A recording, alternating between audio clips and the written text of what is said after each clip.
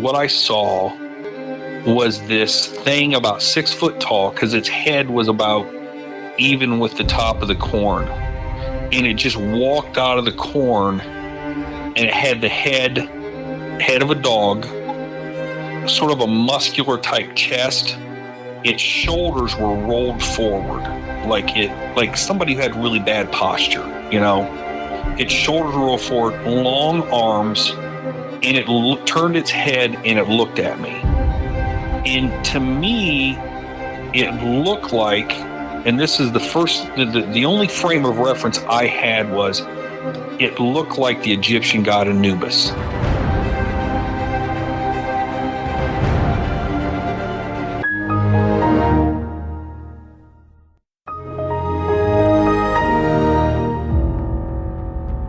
It looked like somebody was bent over and had their head in the window of the deer blind. It either heard me or smelt me, and he pulled his head out of the tent and stood straight up, and that shocked me.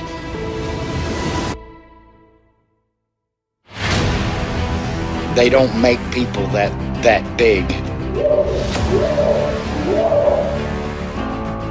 The way it moved, almost as if it was gliding across the beach. I've never seen anything move like that in my life. They were screaming at each other in gibberish. It sounded like a language, and they were chuntering away back and forwards, back and forwards, back and forwards. I know what a bear looks like, and there is no way on this planet that what I saw were bears.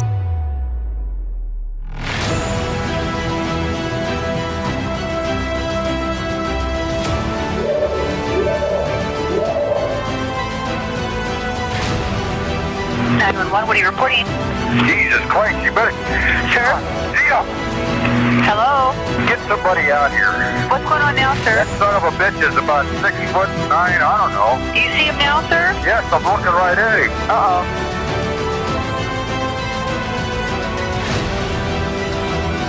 Hi, this is YouTube's Ultimate Mordecai, and you are listening to Sasquatch Chronicles.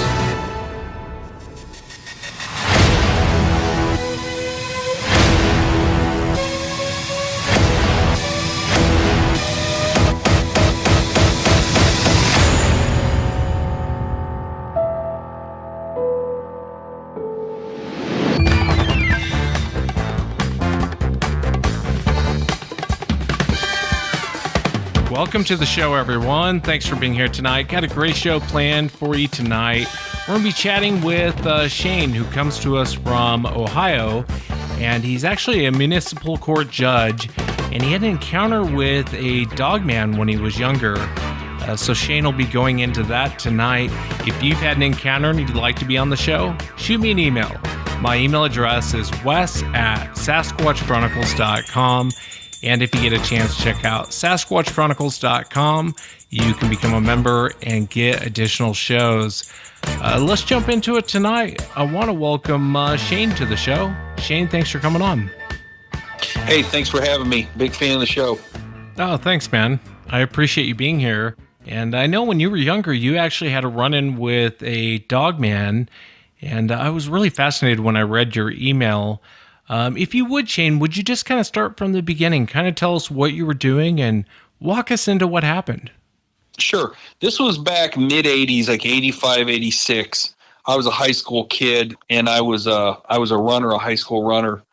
And every year my town I live in a city called Bucyrus, and we have a big bratwurst festival every year. It probably doesn't rival Wisconsin, but for around here it does. And so we always had this, at the end of the summer, third weekend in August, we had this 10K. And it brought people from all over Ohio, and I was training for that. And it had been really hot. It had been hot about 3 or 4 days in a row, and I went out to try to get some training runs in. It was just miserable. So I knew it was going to be hot, and I said, well, I got to run 5 miles. That was my training I had to do. And I thought either I'm going to get up early in the morning and do it before it gets hot, or I'm going to do it at night. I'm not a morning person, never have been. And so I thought, well, I'm just going to do it at night. Now, I lived out in the country about 4.5 miles out of town. If you're familiar with Ohio, for Ohio listeners, I lived right on State Route 4. State Route 4 runs right through the middle of the state, goes north and south, and leads you right up to Cedar Point and Lake Erie. One of probably the most traversed, state routes other than the big ones, that run through Columbus. So I lived on a farm. I wouldn't run on State Route 4 because back then, and even still today, there's a lot of semi-traffic would buzz up and down there. And it's just a 2-lane highway. I mean, it's just 2 lanes. And so, in fact, the funny thing is as a kid, my mom never let me have a bicycle because she said, look, you'll get killed if you ride that bicycle out on Route 4. And she was probably right. And it was until I was about 10 years old, she would even let me go out to the mailbox to even get the mail, because semis were they zoomed by there so fast, literally it would suck the mail right out of your hand if you were standing there. So I was, 15, 16 years old now. I always did my training runs down this little country road. It was called Temple Road. It was, a car length and a half wide, I think. And it was just right through the middle of the country. There were about 3 houses on Temple Road. They were all spread out. What I would do is I'd leave my house and I'd go south about 100 yards maybe. And then I would turn right onto Temple Road. And I could go 2.5 miles down was State Route 98. That would be my turnaround point, and I would come back, and that'd be my 5 miles. It was about 9:30 at night when I started off. Somebody might think, well, gee, that's unusual. Some kids can go running at night in the country. Not at all. I mean, I was a country kid, wasn't scared of the dark. I mean, I was 8 years old playing hide and go seek in dark barns and running through cornfields and stuff like that. So being out at night never bothered me at all. I mean, and keep this in mind, North Central Ohio, there's no bears, there's no wolves, there's no bobcats. I mean, there's nothing out there that would be dangerous to a kid other than a human being. And back in the 80s, I think we were pretty naive about, people grabbing kids and stuff like that. But I was a 15, 16-year-old boy. Nobody was going to just grab me. I just ran from them. But so to understand the sort of the geography, so I turned right onto Temple Road, and for about a straight mile to my right was corn. And the corn, early August was about head high, and I'm almost 6 foot. So this corn was about 6 foot tall. And so on my right was corn, and on my left was beans. And it ran that way all the way down to the first crossroad, which is a little road called Flickinger Road. And at that time, as soon as you cross Flickinger Road, which is about a car length wide, there was a woods. And I can't tell you how many acres the woods would have been back then, but it was pretty thick. Past that, there was a house and, more cornfields, more bean fields. So on this particular evening, the moon was out, was not a full moon, but it was there was a lot of light. I mean, you could see there was a lot of visibility. And so I got down to State Route 98. I made my turnaround. I was coming back, and I got back to where Flickinger Road was, which means I was about a mile away from being home. And for some reason, I call it my spider senses, but something just went off like an alarm in my body that told me something wasn't right. And I stopped, and I started looking at the woods because I just got this feeling that there was something in the woods. As I was standing there looking at the woods, I noticed that across from the woods, across that little side road, Flickinger, that there was something in the corn. Now, like I said, the corn was about head high, and it was moving. Like a lot of corn was moving. So I knew it wasn't a dog. Okay. And my first gut instinct was there were deer in the corn because we have tons of deer. But it was weird. The way the corn moved, there was something that told me it wasn't a deer. And then I thought, well, maybe it's a person or 2 people. And I was like, I don't know. Who would be out here in the middle of nowhere, messing around? So I thought, I'm going to get the hell out of here. So I took off. I took off at a pretty brisk pace. And when I took off running, whatever was in the corn, it took off running with me. And it stayed in the corn about 3 to 4 rows in.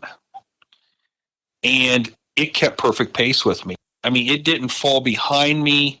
It didn't get ahead of me. It was like pacing me. And that really freaked me out because, for one, the corn's really thick. And I thought, how could it see me? Like, how did it know what pace I was running? Because I couldn't see it. I could see the corn moving, but I couldn't see what it was. How did it know how fast I was running in order to keep pace with me? And that really freaked me out. And I realized then this was no person in the corn. No person could have ran. And I don't know, to my listeners out there who've ever tried to run around in a cornfield, no way are you running at night in a cornfield that fast. And then I realized, it can't be a deer because a deer would have ran away from me. A deer wouldn't have ran with me. It wouldn't have paced me. And so I got really scared and I stopped because I wanted to see what the hell this thing was. And when I stopped, whatever was in the corn stopped too. I mean, and when I say stopped, I mean, it came to a dead stop and was perfectly still. It wasn't like the corn was moving. Like, it isn't like it stopped running, but was still kind of muscling around in the corn or anything like that. The corn didn't move. I mean, it didn't move. And so I stood there staring, thinking something's going to happen here, and nothing did. And so I thought, she's out. I got to, this is creeping me out. And then I got scared. So I got this big adrenaline rush. And when I got the big adrenaline rush, I just took off as fast as I could. And when I took off, like I was, coming out of the sprinter's block, it took off too. And once it kept pace with me. So I knew coming up, so the half mile mark for me to get home was an old farmhouse with some old buildings. And I knew from running up and down that road, I knew that there was a big tree that set out by the road. I mean, a huge tree. And I thought, I'm going to just climb this tree and I'm going to get up high enough where I can either see what's in the corn, or if whatever it is comes out of the corn, I'm going to be up high and it's not going to be able to get me. Probably wasn't the best idea because then I'd have been stuck up in the tree. Yeah. But at the time that was, to a teenage kid who's panicking, that seemed like the most logical thing to do. So when I got close enough to the tree, I mean, I'm gunning it and it, I'm sprinting and it's staying with me. I noticed that somebody had dehorned the tree, which means all the lower branches they had cut off. So I don't know when that happened, but I'm like, crap, I can't climb this tree because this tree was really big. I mean, it was really big around, and they had cut all the smaller limbs off, so I couldn't have got up it. So now I'm stuck. So my adrenaline is like, they have that fight or flight, and you get that big adrenaline rush. Well, you only have so much adrenaline, and I just burned it all out. And so I just felt exhausted, like really, couldn't hardly breathe because I had ran so hard. So I stopped by the farmhouse, and the thing in the corn stopped. It stopped as well. So I'm thinking, oh my gosh, what am I going to do? So right after the farmhouse is when the bean field picked up. And so, the corn's on my left, beans are going to be on my right. And I thought, okay, I got a half mile to go. I don't know what's in the corn. It's keeping pace with me. I now know I can't outrun it because I'm running as hard as I can, and it's keeping up perfect pace with me. So if it can run perfect pace with me in the corn, then outside the corn on the road, there's no way I can outrun it. So I know I'm about a half mile from home. And for me to get home, I'm going to have to get to Route 4, and I'm going to have to turn left. And if I turn left, I'm going to intersect with whatever's in the corn. Because, for me to get home, I got to cross the busy road to get to my house, and I might have to cut left. Now, the corn did not run all the way up to Route 4. There was a ditch, and then there was probably 10 yards, maybe not that much, of like just untillable ground, and it had weeds and wildflowers and stuff like that. So there was going to be about a 10-yard, 5-yard stretch of where this thing, if it came out of the corn, it was just going to run right into me. We'd run right into each other. So I thought, man, I can't turn left. I can't go home. And one of my best friends lived to the right. So I could get to Route 4 and I could turn right and I could try to go to his house. And he lived about 200 yards down. So part of me thought about trying to cut across the bean field, not even make it to Route 4, just cut diagonally across the bean field to try to get down to where his house was, even though he was still across the road. I'd still have to cross the road. But then I realized, no, if you're familiar with beans, there's no way I could have cut across the beans, because I wouldn't have been going with the rows. I'd have been cutting across them. And if this thing would have came out of the corn to get me, I couldn't have ran in the bean field at all. I'd have tripped and fell and it had me. And I thought, well, at least if I'm on asphalt, I could move, I could juke, I could twist, I could try to, it reminded me like, if you're playing, remember when you were a kid playing tag, and even though a kid was faster than you and they were chasing you, you could always kind of juke or angle and they would miss you. Yeah. I know that sounds kind of silly, but that was kind of my thought process in a panic moment, was at least if I'm out on the road, I could do this whole, playing tag thing where I'm twisting and jerking, trying to get out of the way. But in the bean field, I stuck. There's no way. So then I thought, okay, here's the plan. I got to get to Route 4 and I got to get right and sprint to my buddy's house. But the problem was, and as I explained before, Route 4 is incredibly busy highway with semi trucks, and just regular traffic. And with this being the summer, there's all kinds of Lake Erie traffic that's always coming and going. So one of the problems is if, I'm going to try to sprint across the road, but I have to be cognizant of the fact that there's semis zooming up and down this road. I could just get hit. I get killed by the truck, not whatever's in the field. So I said to myself, look, you got to conserve energy.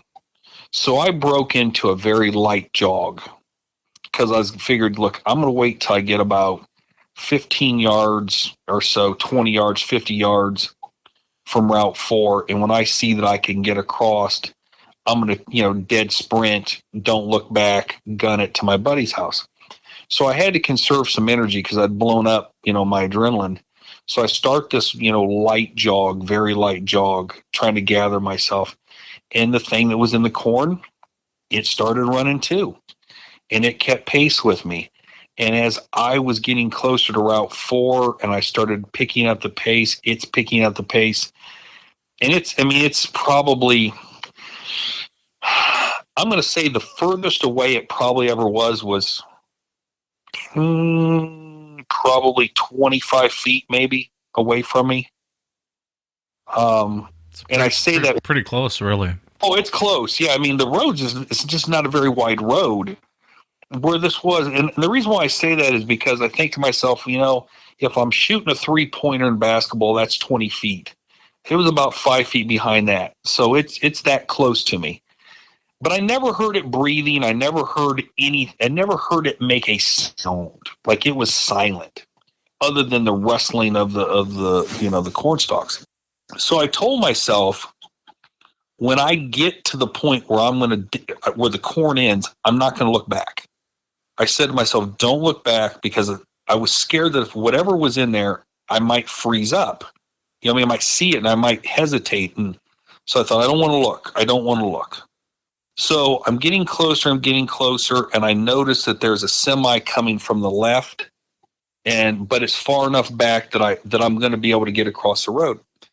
And so as I start to angle to the right and to hit, to try to hit top speed, I couldn't help myself and I looked back.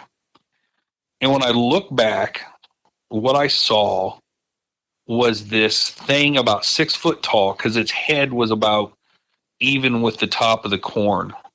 And it just walked out of the corn, and 6 foot tall, and it had the head of a dog, sort of a muscular type chest. Its shoulders were rolled forward, like somebody who had really bad posture, you know. Its shoulders were rolled forward, long arms, and I could not see its legs below the knees. I never saw its knees, so I can't tell you what its knee joints or anything like that look like. And it turned its head and it looked at me. And to me, it looked like, and this is the only frame of reference I had was, it looked like the Egyptian god Anubis. Because that, having seen that in books or seen that on TV, that's what it looked like. It looked like the Egyptian god Anubis with that head. And it looked to me like it was going to drop to all fours. Like if it was going to chase me, it was going to drop to all fours. And the reason why I said it was because its posture, the way it had the rolled shoulders and bending forward, it was kind of like, and I don't know if anybody out there, a football reference, have you ever seen like a linebacker who's playing defense, how they're in an athletic stance and they're leaning forward on the balls of their feet and their shoulders are kind of forward? You know, that's what it looked like to me, that it was going to drop to all fours. Whether it was or not, I don't know. And so I see that, and I get a good look at it. It was dark, like it had dark fur on it. And I bolt across the road, and I'm convinced that it's right behind me. You know, I'm convinced that it's chasing me. And I sprint, it's just as hard as I can. And my buddies had an in-ground pool. And they had a chain link fence around it. And half the time, the swinging gate to that pool was open, and half the time it wasn't. And I'm sitting there praying, my God, I hope this gate's open, because if I have to stop and try to unlatch that gate, it's got me. And so as I'm getting closer, I notice that the gate is closed. And I'm like, oh no. So as I get close to it, I just say, the hell with it. And I jump as high as I can, and I throw my legs up in the air like the old Fallsbury flop. And I tried to put my hand on the top of the fence, and the scalloped wires on it just cut me right across my side. I land in a stumbling thing, and I just dive right into a swimming pool head first. I blew all my air out, and I let my chest like drag across the bottom of the pool. And when I got to the deep part, it was about 10 feet deep, I pinched my nose, and I just sat there on the bottom of the pool looking up, fully anticipating that this thing that I saw come out of the corn was going to be standing on the edge of the pool, and I'm just going to be like, I'm totally screwed. And I sat on the bottom of the pool, what seemed like minutes, but I'm sure it was probably 30 seconds, if that. And gasping for air, I swim to the top, and it's nowhere around. I jump out of the pool. I rip open the sliding glass door on my buddy's patio, and his parents were home at the time. He had no idea I was coming. And this was back in the 80s, and he had one of them big, giant satellite dishes. You know, remember those things that just look enormous? And here he had dialed into the Playboy channel. And I scared the absolute hell out of him because he thought it was his parents coming in. And he yells, and he looks at me and said, "What the heck are you doing?" You know, and I kind of tell him what happened. And he was convinced that I saw a deer, or I saw a coyote, or I can't remember what all else he said. You know, he saw, and I'm like, no, man, no, I did not. That's not what I saw. It's not what I saw. Whatever was in the corn, it wasn't a deer. And it scared, I mean, it just scared me because I knew how fast that thing was, that if it would have came out of the corn, I couldn't have got away from it. And so for years, I pondered, why didn't it catch me? You know, why didn't it run me down? Why didn't it catch me? Was it just playing with me? Was it toying with me? And then the other thing I wrestled with is, you know, what is it? You know, what was it that was there? Because I played cards with a group of friends the next night, and I told them the story, but I left out what exactly I saw, because I knew they would have just roasted the hell out of me. You know what I mean? They would have made fun of me like you wouldn't believe. And so even the guys at the table, were playing cards like, well, it could have been this, it could have been that. And I'm thinking, look, dudes, you didn't see what I saw.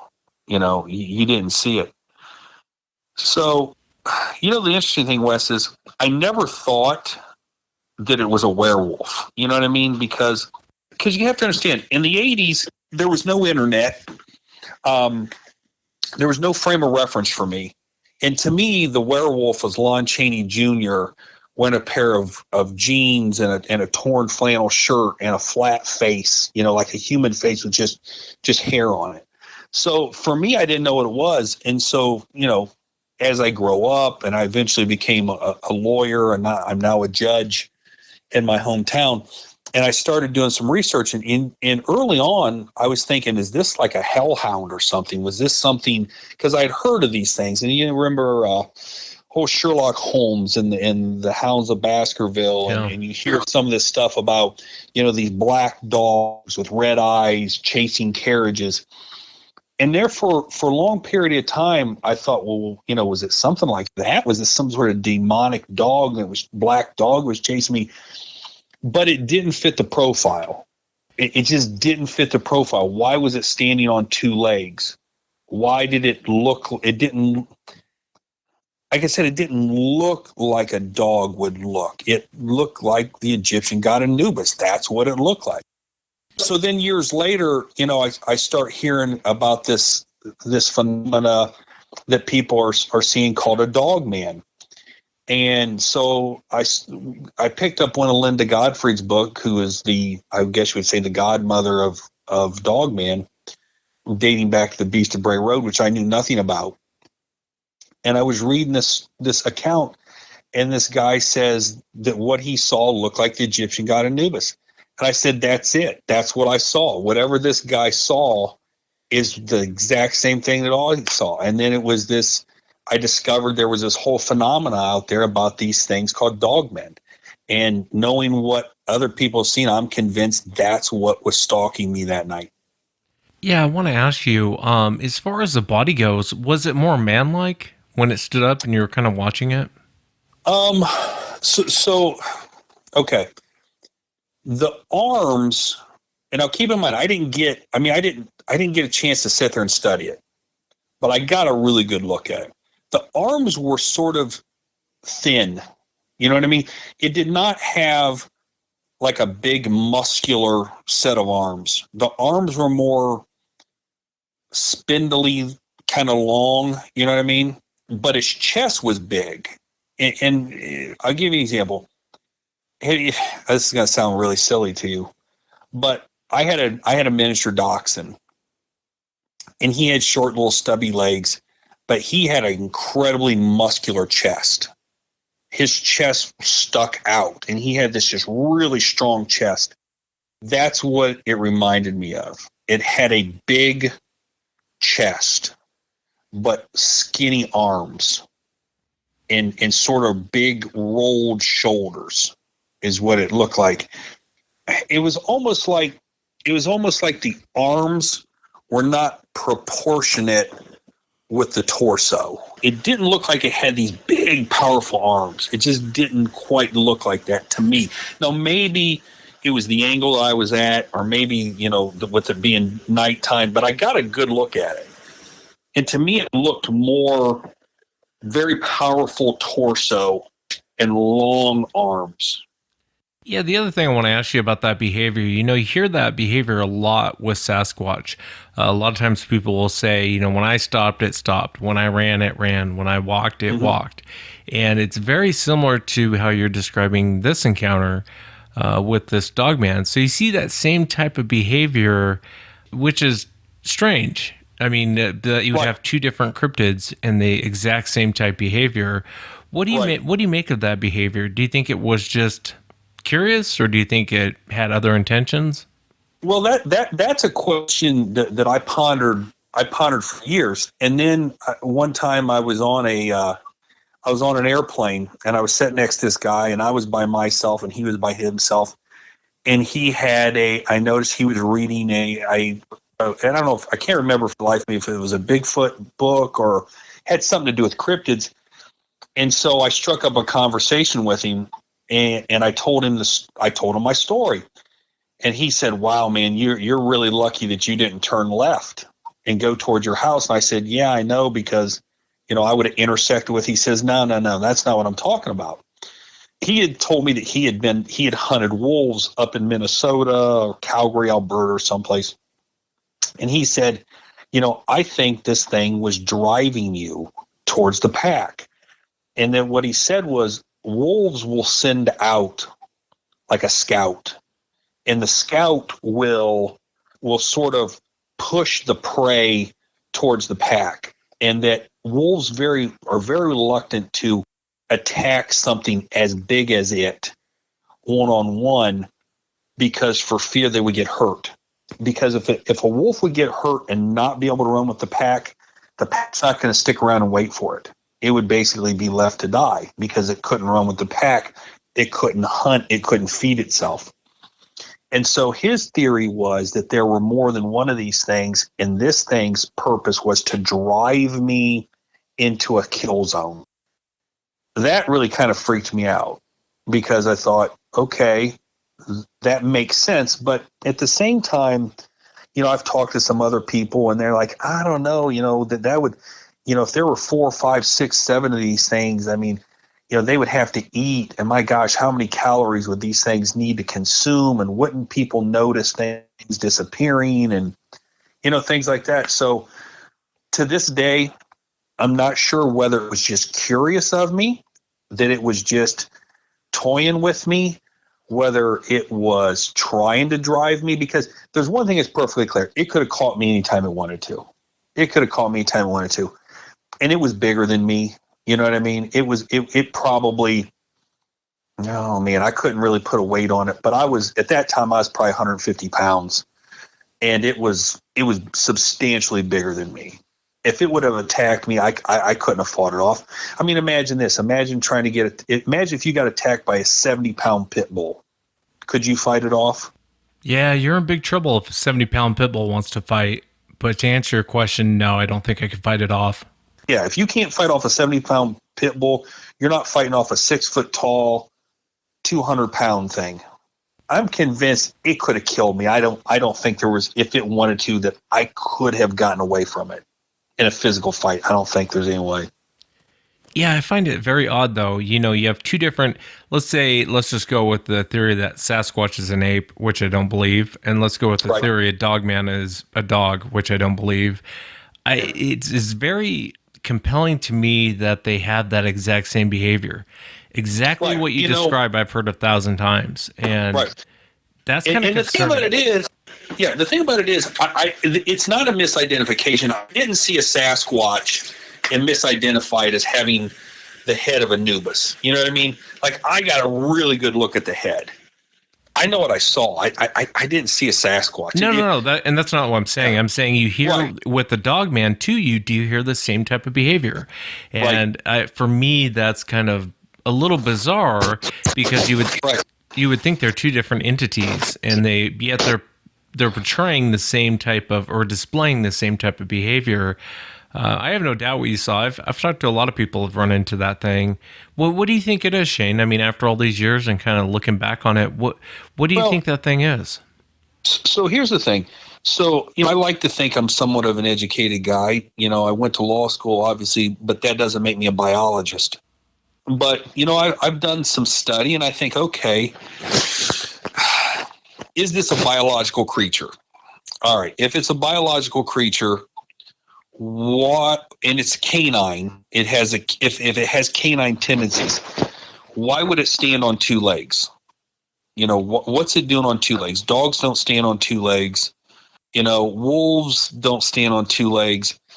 But then again, I think, well, you know what? When it was pacing me in the corn, it was probably on all 4s. It was probably run on all 4s.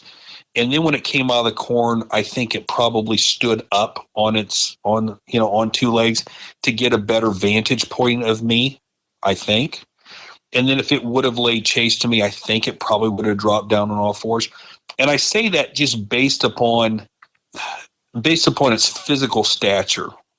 So I tend to believe that it's a physical animal of some sort. Now, I'm part of a podcast called From the Shadows podcast that I started with a good friend of mine.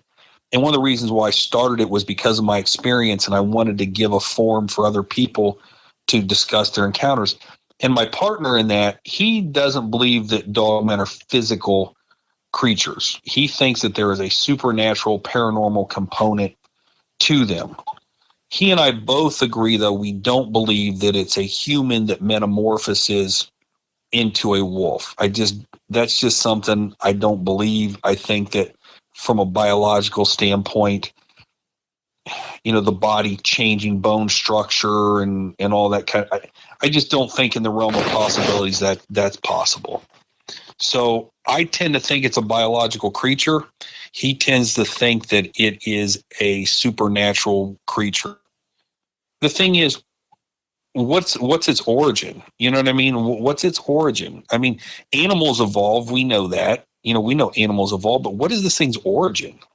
Has this thing been around for thousands of years? Or is this something that's just evolved over the last 50 years? You know what I mean? I just don't know. No, I hear you. Yeah, it's fascinating when you really look. It's been around for thousands of years. As you and I were talking the other night, I was telling you the Sumerians wrote about it. The Egyptians stole it and came up with Anubis. But prior to the Egyptians, the Sumerians were talking about it. And when you start talking Sumerians, whether you believe there was a flood or not, I think most outside of religion, right. I think most scientists agree there was a flood. Even the Sumerians were talking about that. So we're talking pre-flood. The Sumerians were talking about this being running around. And it's a hard concept, I think, especially for me.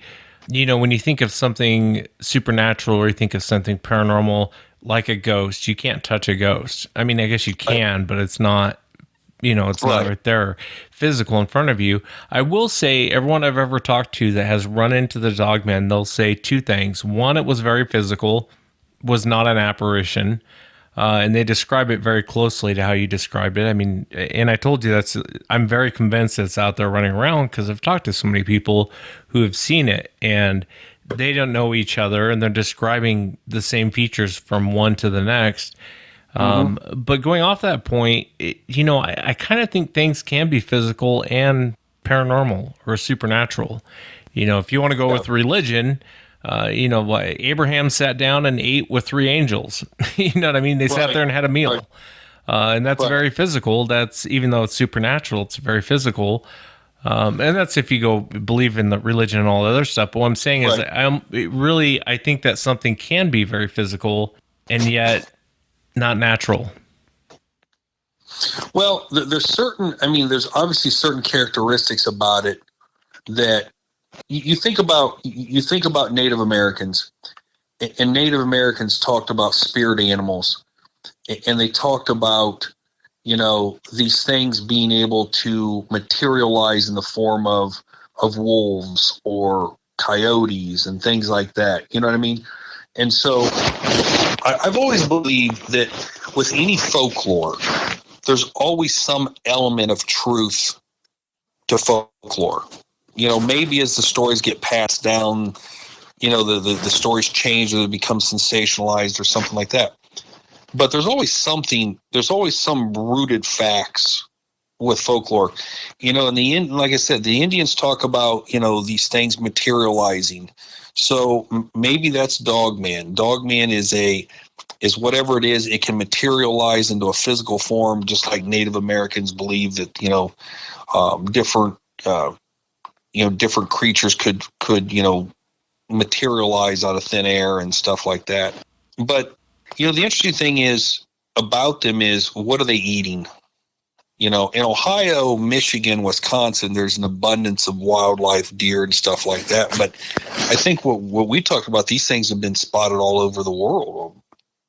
So yeah, they have been. What are these things eating? And you think about it is, David Pilates and, missing 411, there's a lot of people that go missing in national parks every year and they find nothing of them. They don't find a backpack that's been torn apart or anything like that. I mean, people go missing and they're never seen of or heard of again. I mean, these things could be picking people off. They could be. I just don't know. Yeah, and I think you brought up a good point there. What is its origin? What are these things? Mm-hmm. Even with Sasquatch, to be honest with you, I mean, it's like, where does that go? Having a great ape of the size of Sasquatch running around in North America makes no sense. Makes zero sense. Right. To me. And the other thing is, there's absolutely nothing in the fossil record that would support such a thing. Yeah, but it really makes you wonder why people are seeing this stuff today. Why are we seeing all these weird things out running around? Why are people running into them? And people can scoff and laugh all they want. People are very consistent on what they saw. Very consistent. Right. Well, and you think about me. I didn't tell a bunch of people this story until I didn't tell the story in its entirety until it became socially acceptable to tell this story. I mean, all of us deep down do not want to be made fun of and ridiculed. Okay. Nobody wants to be told they're nuts or a liar or, or made a fool. And when my buddy and I decided to start From the Shadows podcast, and part of it was because, I'm turning on the TV and I'm seeing monsters and mystery. I'm seeing Terror in the Woods. I'm seeing ghost hunters. And on the Travel Channel, I mean, you can't turn on the TV without seeing something about Bigfoot. So yeah, people are seeing these things. They're seeing them a lot. So you can be the doubting Thomas if you want, but you would have to say, gee, there's been thousands of sightings, literally thousands of sightings, and everybody's making this up. Or there's some weird mass hysteria. And I just don't believe that. I know what I saw, and I believe people when they say that what they've seen, what they've seen. I'm sure there's people out there that try to seek attention and say they saw something, but there's just too many eyewitnesses to say, hey, there's nothing out there, Yeah, I agree 100%. Can I ask you, as you're coming up to the cornfield and your spidey senses started going off, I think is how you put it. Do you think there's something to that in relation to what this thing actually is? Because I don't know that you would have done that. Let's say if there was, I know you don't have cougars out there, but if there was a cougar sitting in that cornfield, sure, probably would have never even seen it. No. Oh, yeah. I mean, I may have been, I've been hiking in the woods before, and a cougar could have been within 10 feet of me, and I've not even known it. So, yeah, I think that it harkens me back to if there's something paranormal about this. And this is a little off track, but I'd use it for analogy. For about 15 years straight, I woke up every night at 3 a.m. Not 2:58, not 3:10, 3 a.m. Now, sometimes it might have been 3:02 or 3:03, probably because my clock was set faster or whatever. But I always woke up, and I couldn't figure out why. And then I was doing research one time on it because it was driving me nuts. And I was thinking I had some sort of sleep disorder. And I come across this thing that says the witching hour is 3 a.m. It's not midnight, it's 3 a.m. Yeah. And that at 3 a.m., the veil between our world and the supernatural world is at its thinnest.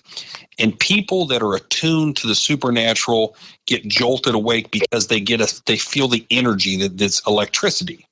There's first rule of thermodynamics that Einstein came up with is energy cannot be created, nor can it be destroyed.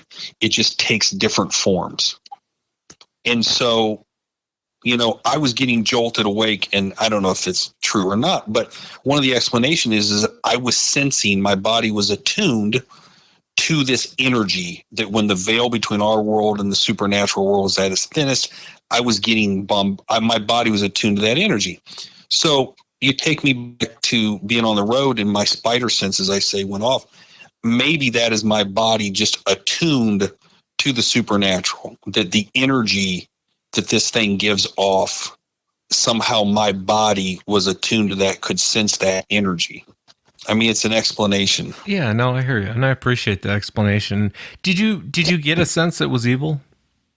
I can't say that I got that I thought it was evil, because I didn't really have time to think about that. You know what I mean?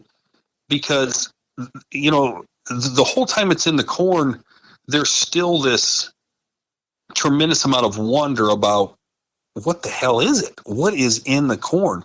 And so, you know, I can't say that I got this impending doom that this thing was this demonic force that was, you know, I can't say that. I just, part of it is I was just terrified.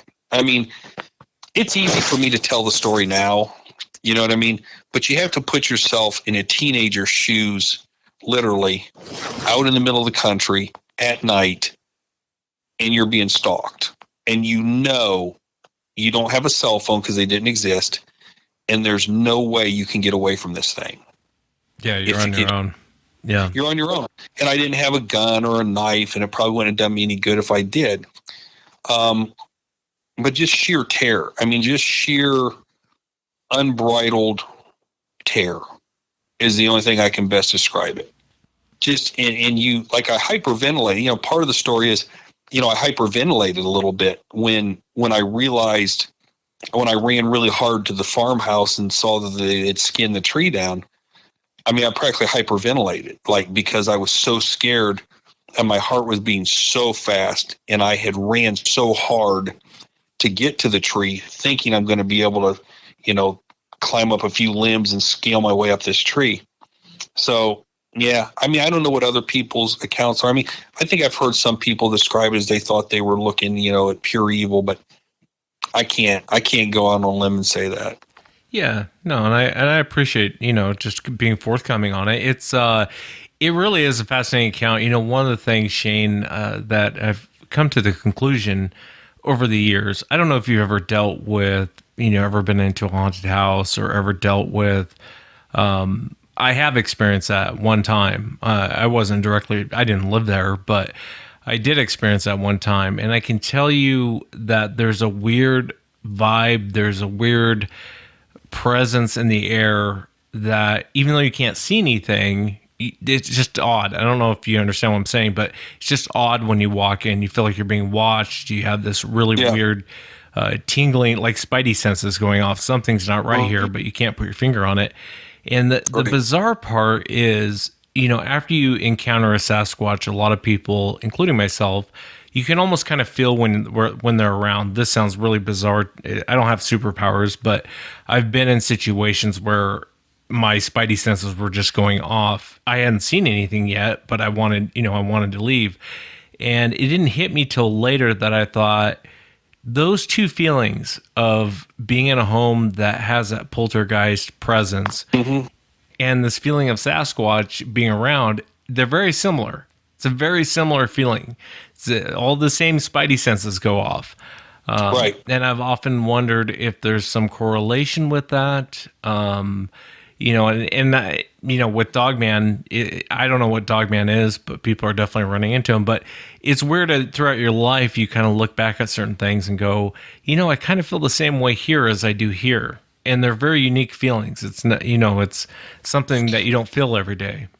Well, it is, and that's where kind of, you know, we've talked about in our podcast, you know, I referenced, you know, the first rule of thermodynamics is that, you know, everything has energy, and is our bodies, are our bodies sort of tuned to feeling or sensing that kind of energy?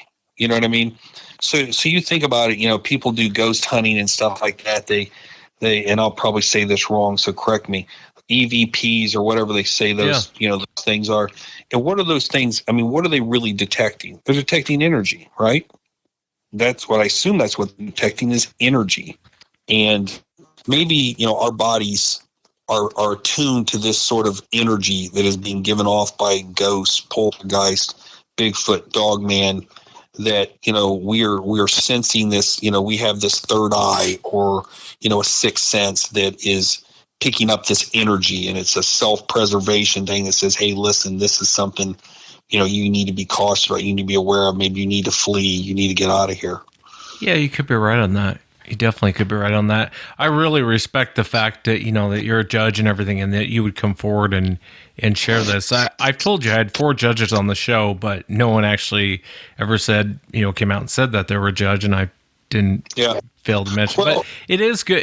It's somebody of your position would mention that. I've had some pretty high up doctors, famous doctors on the show, where if you're dying over a certain disease, you're going to go to that doctor. They've come on the show and talked about, Bigfoot and, different things that have happened to them throughout their life. So it kind of normalizes it. You know what I mean?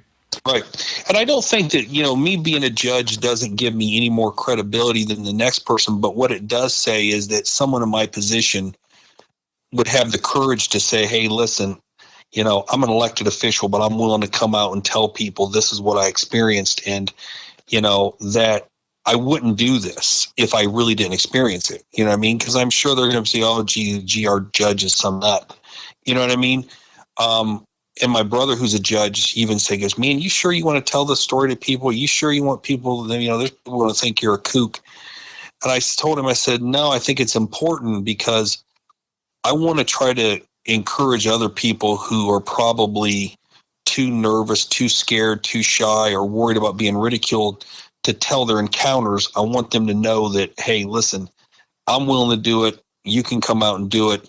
And if we're ever really going to figure these things out, we need more people to come forward and give their encounters and tell their stories so that we can try to take all these stories and try to put it together like a giant jigsaw puzzle and hopefully one day come up with an answer as to what Sasquatch or Dogman or some of these other cryptids really are.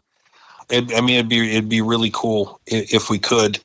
Yeah, well, there's no doubt in my mind. I think one day we'll truly find out what these things are. But in the meantime, it is nice to have people come forward and we can kind of get a small picture of what these things are and, their behavior and different things like that. And it does start with people coming forward, just like yourself, Shane. I really appreciate you having me on your show. I'm a fan. I really appreciate you coming on and sharing it. Tell us again the name of your podcast and give us kind of a quick little rundown of what your podcast is about. So the name of the podcast is From the Shadows Podcast. So that's From the Shadows Podcast. And it was started by me and a friend by the name of Shane Grove. And we have a producer, Jason Lewis, and we have some other members on there. They're good people. And we started it just because of this. My experience and my buddy had some experiences, different type of experiences when he was a kid. And we thought, you know what? Let's try to find other people out there and hear their stories. And we sort of picked the name From the Shadows because, these sort of things are in the shadows, and we want to bring these topics, into the light and give people a forum by which they can tell them. So anybody out there that would, like to know more, here's some of our guests. We've had some pretty cool guests on, and we're going to have Linda Godfried on here. The godmother of Dogman is going to be coming on in a week. Check us out. We're on YouTube. We're on Spotify. We try to have a good time with it. At the same time, I like to get down to people's stories. So yeah, I'll definitely check it out. From the Shadows Podcast. And before I let you go, is there one person you've had on the show, or is there one show that really sticks out to you?